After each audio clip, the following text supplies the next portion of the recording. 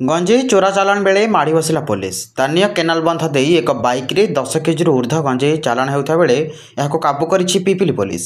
एथिरे संपृक्त 2 जण युवक बाइक आरोही को पुलिस गिरफ्त करथिबा युवक 2 जण पिपिली आरुहा अंचल विजय खटेई और अन्य जणे गोविंदपुर अंचल लक्ष्मीधर खटेई बोली जना पड़िछि। तेज बाइक जोगे पिपिली चेन्नई को गंजेई चालाण होता नहीं सूचना देइछन्ति पिपिली थाना अधिकारी सोमेन्दु शेखर त्रिपाठी। चढ़ाऊ बेले संपृक्त युवकों ठारू 2टी मोबाइल 650 टंका जबत करने सह पुलिस धरिथिबा गंजेईर आनुमानिक मूल्य 1.5 लाख ऊर्ध्व टंका हेबो बोली कहछन्ति पिपिली थाना अधिकारी।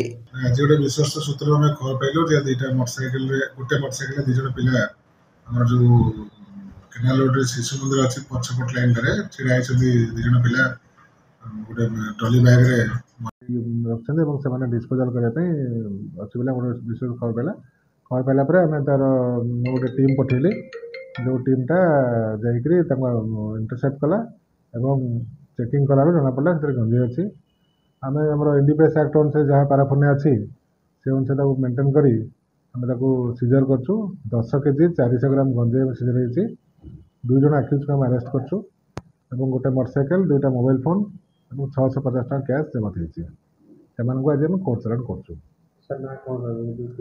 ना हूँ जना हूँ विजय कुमार खटेई घर आरुहा आर घर हूँ ना हूँ चैतन्य खुंटिया घर हूँ गोविंदपुर। ये अनुमानिक मूल्य हूँ 1.5 लाख अधिक हम ना आमर थाना स्टाफ धरते। पिपिली मनोरंजन महापात्र रिपोर्ट मीडिया।